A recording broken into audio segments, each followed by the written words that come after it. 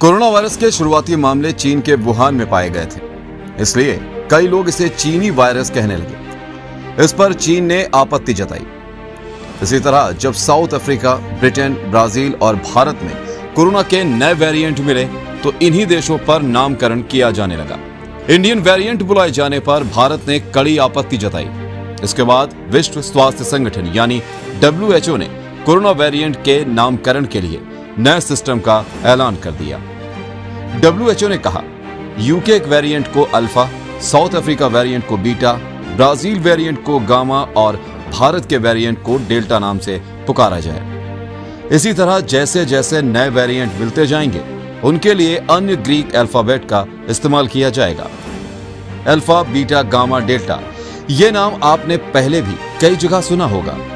गणित के फॉर्मूले से लेकर फिल्मों में मिशन पर गए किसी आर्मी ऑफिसर की बातचीत तक में इन शब्दों को ग्रीक अल्फाबेट्स कहते हैं, जैसे अंग्रेजी के ABCD।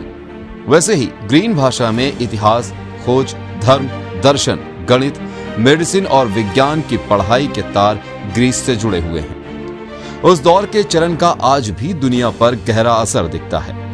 पाइथागोरस, सुकरात, अरस्तु, प्लेटो जैसे गणितज्ञ और दार्शनिक भी ग्रीस के रहने वाले थे। इसलिए गणित और विज्ञान में ग्रीक अल्फाबेट का भरपूर इस्तेमाल दिखाई देता है।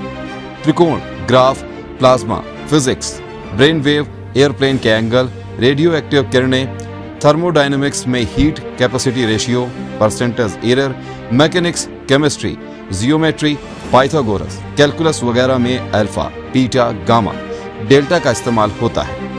अल्फा, बीटा, गामा, पाई वगैरह अपनी आकृति में अलग और इनका मतलब निर्धारित है, जिससे ये मौजूदा अल्फाबेट से मेल नहीं खाते। इसी वजह से आज भी इनका इस्तेमाल हो रहा है। आर्मी भी इन ग्रीक शब्दों के इस्तेमाल से अछूती नहीं है। मिलिट्री को कई बार कठिन मिशन में जाना होता है। ऐसे में बात करने में कोई कंफ्यूजन न हो, इसके लिए अपना अपना 26 कोड वर्ड का अल्फाबेट होता है।